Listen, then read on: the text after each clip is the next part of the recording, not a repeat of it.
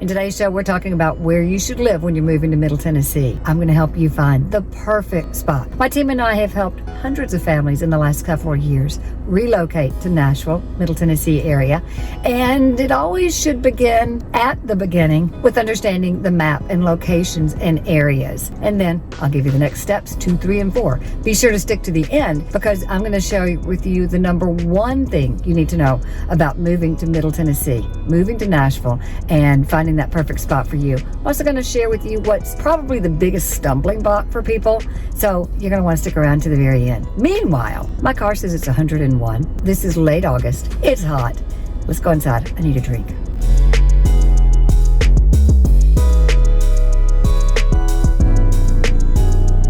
Okay, let's start from a very simplistic beginning. Tennessee is a very large state. It's about an 8 to 9 hour drive east to west.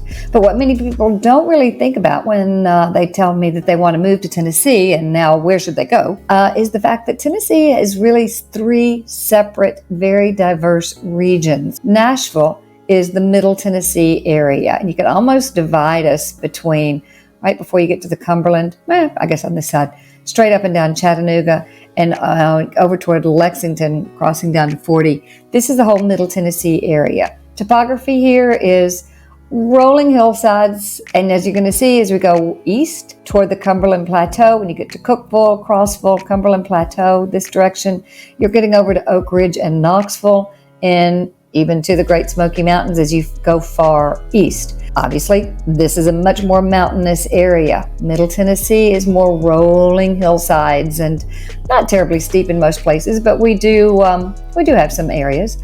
And then as you go further west toward the Mississippi River and Memphis, this is cotton fields and long, beautiful green fields of grass, and it's a beautiful area. But there are 3 very different terrains, 3 very different lifestyles in many respects that people are going to find there. Many people are also surprised to see we actually have a lot of lakes. So you beach lovers, we're not that far from the beautiful beaches of the west coast of Florida down at Destin. Half of Nashville goes to Destin on a regular basis. Destin's about 8 hours away drive, or the beautiful shores of Alabama beaches. But we also, may surprise you, have several lakes, lots of rivers, as you can see, running all the way through. And Lake Barkley up here in Kentucky is a beautiful area. Dale Hollow, Center Hill, then Hendersonville, you may have heard of, is on the Old Hickory Lake, and then Mount Juliet in Wilson County is over on Percy Priest Lake.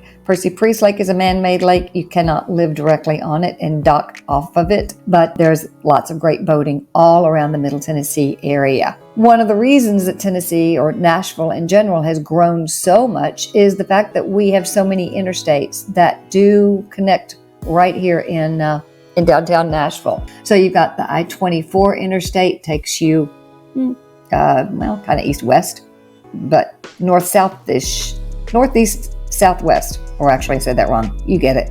Look at the picture. Anyway, I-24 takes you down there from Nashville down to Chattanooga very simply. I-65 is directly north-south, straight up, going on to Louisville. Is straight down, coming down to Huntsville, Alabama, just across our straight line, about 20 minutes. Then 40 takes you east-west. 40 straight to Memphis is about 3 hours from Nashville. I-40 over to Knoxville is about 3 hours to Knoxville. And then another hour and a half or so, maybe 2 hours, to get into the mountains over here. You may have heard of the Tri-Cities. That's Johnson City, Kingsport, and Bristol is what they call the Tri-Cities up in the northeast corner. Back here to Nashville. From Nashville going up 24 to Clarksville is our military base. From Nashville south down 65 is Franklin, and down off of 65 is Columbia. World famous Mule Day is right here. Then down to, as I say, Fayetteville's the last fairly largest city that you get to before you get to Huntsville. You can go down 24 and get down to Chattanooga. Nashville to Atlanta is about a 4-hour drive. Then, or as I say, then you go out west toward Memphis. The next largest city, West Tennessee, is going to be Jackson. But as you can see, there are the 4 major cities in Tennessee are Nashville, Memphis, Chattanooga, and Knoxville. And then, as you can see, there are lots of mid-sized cities, and I would say that's Murfreesboro, Smyrna, Hendersonville, Mount Juliet. Then you get on down to Columbia is even a little bit smaller than these areas. People ask about Murfreesboro a lot. Murfreesboro is a good hour drive, really, from downtown Nashville, according to drive time traffic. Hendersonville is 18 miles from Nashville. Smyrna is 23 miles. Spring Hill is 36 miles, right down here at Franklin area. It's small enough that it's not even showing here. Franklin's 21 miles from Nashville, and the Murfreesboro that I mentioned is 34 miles. Now, it sounds silly, 34 miles. In Nashville drive time, depending on the time of day, coming down 24 is going to take you longer than going up 65 in general, but time of day and everything is important. That's why it's so important to know, are you going to be working in one of these different cities? Then that's where you begin in your conversations with your realtor in figuring out the best place and where you should be moving when you're moving to the Nashville, Middle Tennessee area. Let me give you a real life example of something that happened. Some people were moving. They gave me a call. They said they're moving from their state. I'm not telling you what. And they wanted to move to Tennessee. This is where they were coming. They'd done their research. They knew this is where we wanted to be. They also knew that they loved the mountains that they were from. They wanted easy access. So they wanted to be in a mountainous area, which of course, from what I just shared with you, that means East Tennessee. They wanted a much smaller city than what they came from. Well, that meant Knoxville sounded really good, but they didn't want to go as small as up in the Tri-Cities area that I mentioned, the Johnson City, Bristol. They wanted a larger city. They wanted, some nightlife. They wanted some fun. They wanted some action, but not nearly as large as the city that they came from. Perfect scenario. They were flying into Nashville, to our international airport. They were going to spend a few days here in Nashville because one of the family members wanted to be here in Nashville. The others wanted to be closer to the mountains. I said, this is great. You're coming here. Go ahead. Let's spend a couple days in Nashville. Gave them things to do, things to see what Nashville has to offer. Maybe they like the water, different areas that might have met their needs as far as the housing goes and what they wanted in the school district. But then let me set you up with one of my partners over in the Knoxville area. Sounds like Knoxville from what you're telling me, because you really want to be close to those mountains within an easy drive to get to the real mountains. Knoxville sounds like maybe it's a good fit for what you want. They went on over to Knoxville, spent a couple days in Knoxville, called me after the second day and said, maybe, no way. Too small. It is all the things we wanted, but it's just too small. The difference between what they came from and what that was going to was by millions of people. So I'm saying they were coming from a very large city.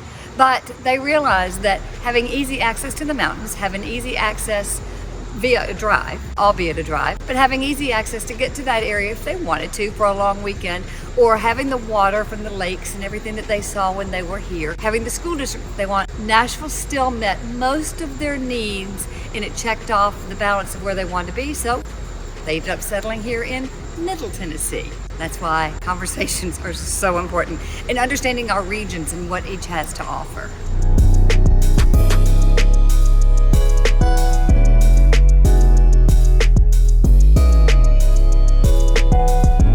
Okay, so now let's look a little bit more in depth at each one of the main neighborhoods in the Nashville-Davidson County area of Nashville. Now, if you've been a part of this show for long, you know that Nashville in general is an 8-county SMSA. So if being right inside of Davidson County is not for you, there are hundreds and hundreds of other choices of places to live in the Nashville SMSA.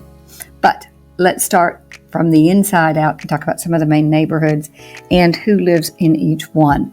Let's start right here downtown. This is this inside loop right here is the downtown. It's the Capitol Hill. It's where the mall is, Bicentennial Mall. This is an area that is right here at the riverfront. If you want to be in the middle of everything on Lower Broadway, which means nightly thousands and thousands of tourists, it means walk to your downtown office if it's in one of the high rises downtown. If you want to live here, it is a high rise. There are no single family homes. There are no homes. They're all high rise, what you'd expect to find in a large city area. So for those of you coming from a large city, maybe New York or any place with the large high-rise skyscraper kind of life that you really love, this would be this place for you. You actually do have sidewalks here because you've got mostly sidewalks here. There are a couple green pocket parks, but it's mostly sidewalk areas. But it is in the middle of everything, in the middle of a lot of fun, and that might be the right place for you. Very few families, professionals, very expensive, a lot of luxury high-rise apartments and condominiums. Let's go a little bit further north past the capital, past Capitol Hill. You've heard of Germantown. Germantown is a very trendy area that is old historic Nashville. Nashville settled early 1800s. And of course, like most cities, it was settled around a river. This Germantown area is named after the immigrants who settled there. Part of my ancestry is from that area. Wonderful old homes, has been totally gentrified. It does have sidewalks, lots of families. This is an area that is super trendy restaurants, eateries, very small yards, sidewalks, some homes, some newer condominiums, townhomes. You're going to get a mix of everything. It is, bounded by the river, so lots of walkways, greenways, and who's there? Young professionals, people who've been there for their entire lives, and can't think of any better place to live. Very trendy, pretty artsy. Let's go over the river now, over into East Nashville. This too is an area that's very, very trendy, very in the news as far as a lot of hype in the last several years. This is where an awful lot of that foodie scene is happening too. Here in the East Nashville area, you get over to Rosebank. This is Shelby Park, which is a big, beautiful park. Obviously, right here at the river, lots of people with children, lots of dogs, lots of family neighborhoods. Both of these areas, as far as school districts go, but an awful lot of the people who go there either homeschool or they're also doing a lot of, gotten into the lottery system for some of the really, really good magnet schools. Who's here? These are single family homes mostly. And, but now when you get closer to this area right in here, lots of condominiums, lots of new townhomes, some apartments. So you can find a little bit of everything in this area. Now, one negative about it is there's kind of one way in and one way out over this area across the river, and that's up and down Gallatin Pike. So it can get kind of congested here. When you're here driving across, almost across to the bridge in the river, it's really, really pretty looking at the skyline. That's actually fun to be coming down there about 3 p.m. going west because it's just beautiful. Let's run back across the river and go down to this tiny little area. I'm going to spread that out a little bit. Tiny little area that we call lovingly the Gulch. Doesn't sound very nice, but as you can see, this is a big Music City Center. This area is where the Predators ice hockey plays. Up here is right across the river is over at the football stadium, the new soccer stadium. What you're going to find here, this Gulch area, it used to be where the trains were housed and all the cars for our Union Station, which is now a hotel, which is sitting right here. The Gulch area was the working area of the railroad. It is now very trendy, lots and lots of high-rise condos, apartments. It is too a walking neighborhood because it's all sidewalks. There's really no greenery here. Easily you can live here and never leave this area for anything you want to do as far as food, exercise, workouts, get to work, that type of thing. So if you do want to not have a car, it's a possibility here. It really is. Big city kind of living here and truly here. It's very pricey. No single family homes. Who's living here? Young professionals, older professionals, people who maybe want a second home. They have a condo here and for all the fun things that are to do here. And then maybe have a house an hour away or in a whole nother city. Or just like to lock up, leave town and go enjoy their vacations away from home.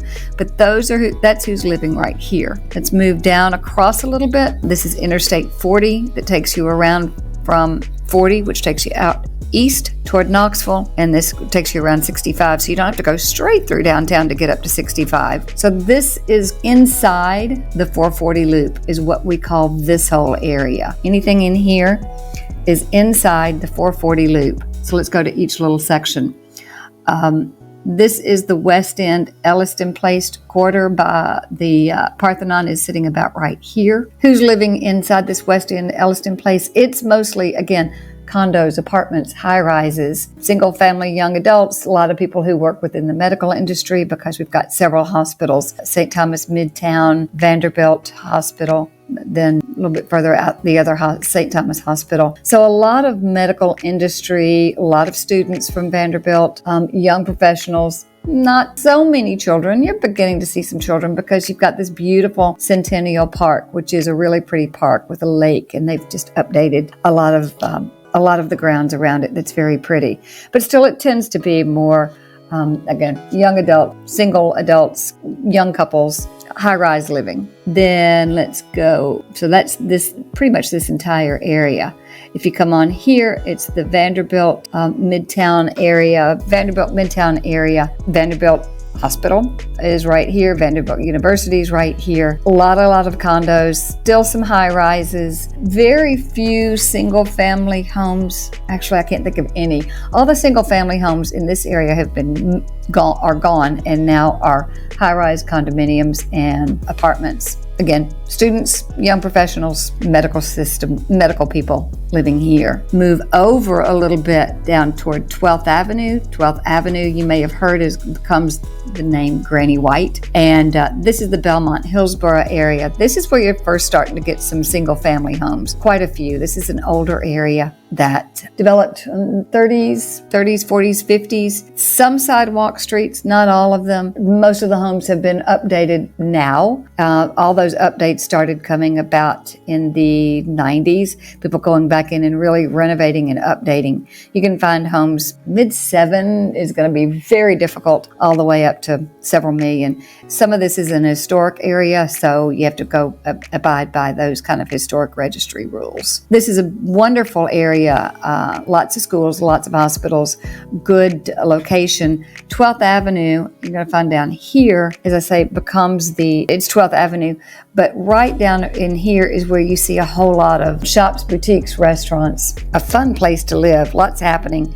This is right here at Sevier Park. Again, things have changed quite a bit in the last several years. 30 years ago, you didn't go hang out at Sevier Park. Now it's really a fun place to be. This is an area you're going to find a whole lot of the murals. I know you're familiar with the angel wing murals that you see a lot of people on Instagram. Those are all over this entire Midtown area if you want to go get your picture taken. Okay, remember I said that this is the 440 loop.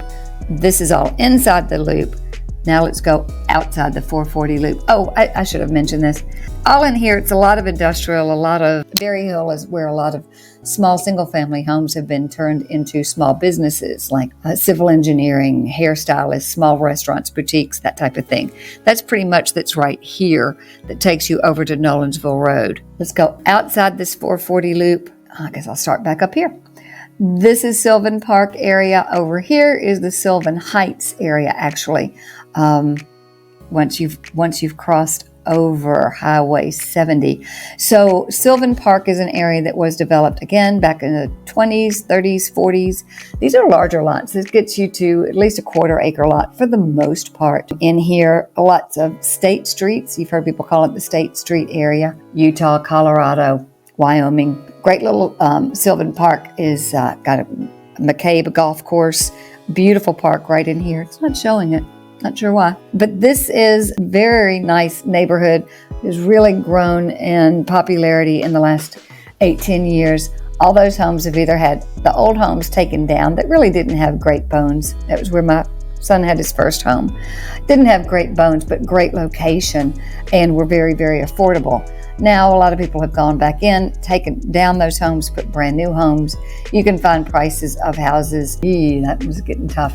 Mid-6 is probably going to be the least expensive you're going to find for about 1,800 square feet, up to $2.5 million for brand new construction. Tree-lined streets, wonderful. McCabe is a great spot with the golf. Lots of good little restaurants. If you tend to live here, you tend to stay here in this area. Only go downtown if you work there or for big events.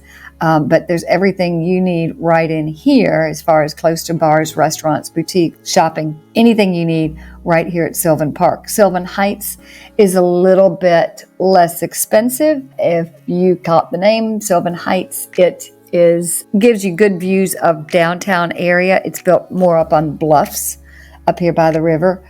And both places you're going to find, Sylvan Park, you're going to find a few rental apartments, condos, single-family homes.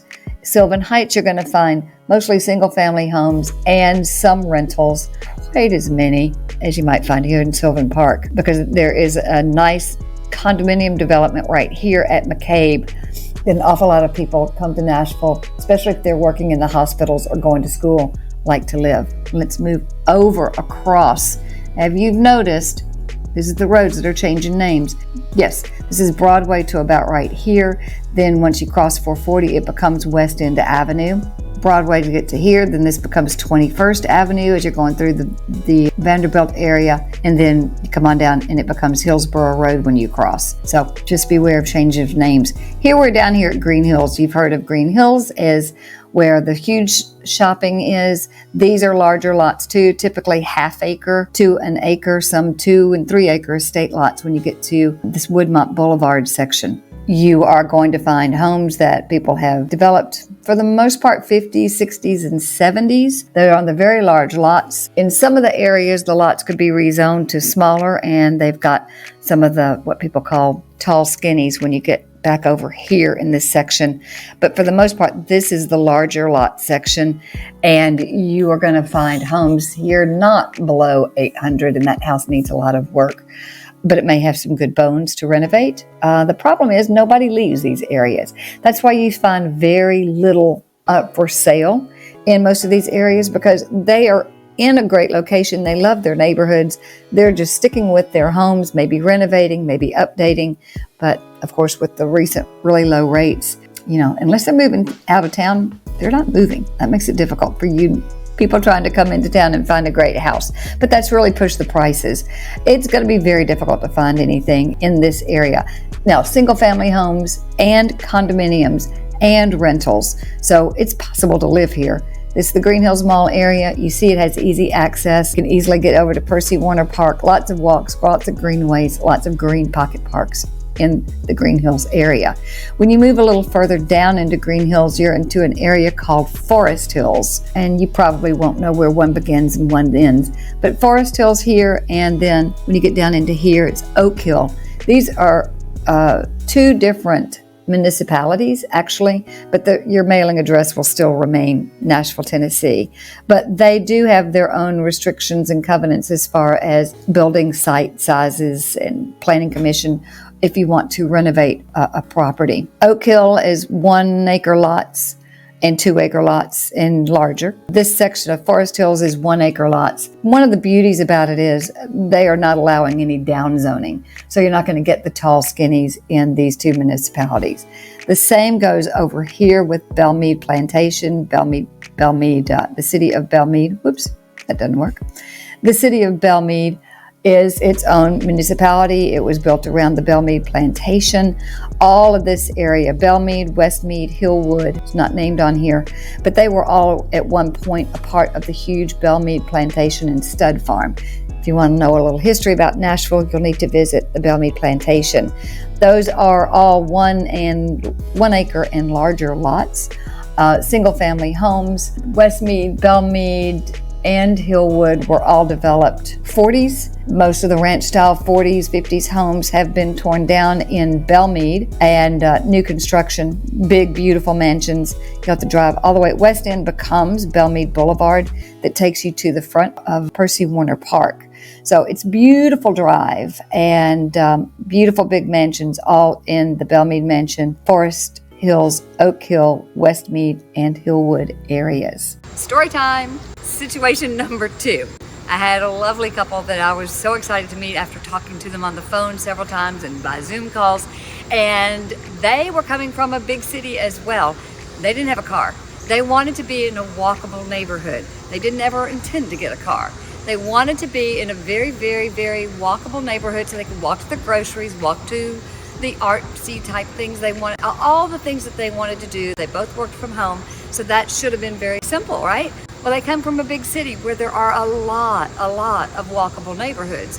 What I'm going to just shared with you, you see, we don't have a lot of walkable neighborhoods, and certainly not where you can walk to the grocery and not need to only go maybe once a day because you can't carry enough groceries home, or you don't want to get an Uber every day. We don't have that many areas. Upon visiting, upon me showing them exactly what walkable neighborhoods there were and what they could buy in that walkable neighborhood, we quickly learned maybe walkable is not so necessary. But really it didn't become, they weren't just making do. They realized they didn't want that. They wanted a little bit of a change.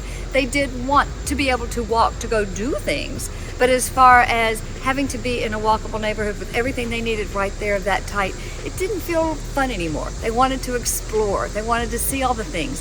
So they ended up moving down to the Franklin area, finding, seeing, looking, exploring, tasting, seeing. We'll tell you, as soon as you get to an area, something's going to pull your heartstrings, and that's going to pull us in. That's what seeing it does. Hope that helps.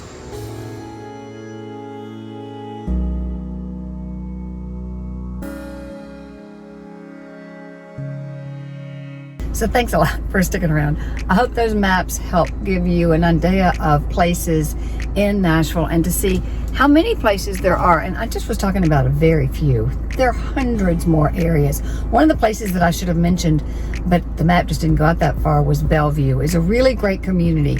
It's a Nashville, Tennessee address, but it is a neighborhood that's expands much more than a neighborhood. And it's a great place for families to live. As promised, I told you if you stuck around, I was going to tell you the worst thing you could do if you're moving to Nashville, and I've got proof of it too. If you're looking at Nashville and want to find the best places to live, I think the worst thing you could do is do some of this internet studying, like going to places like niche.com. Now, niche.com goes in all throughout the country, and you can put your city in and see what it says. Tell me how legit it is in your mind for the city that you live in right now. It's going to give you the best for families. It's going to give you the best place to live by different criteria and categories. Now, I went to niche.com to see what, if somebody was researching Nashville, what they would see. Niche.com showed Nashville, some of the areas of the best neighborhoods totally surprised me, as in, no.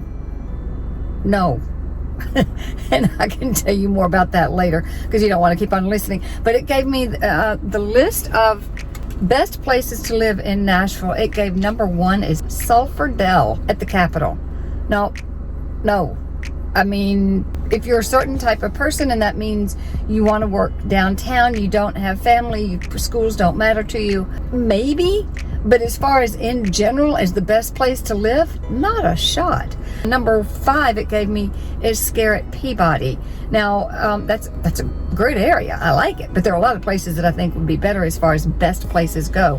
Number 6 was even crazier too, was downtown. Now, again, if you want to have a downtown skyrise condo, if you want to lock it up and go other places, or you're used to that type of living and that's what you want, it is 100% the best place for you. But if that's not what you're looking for specifically, to name that as number 6, crazy in my mind. Then it gave best for families. And again, I'm just looking at Nashville. It really didn't consider just the city of Davidson County the way I was.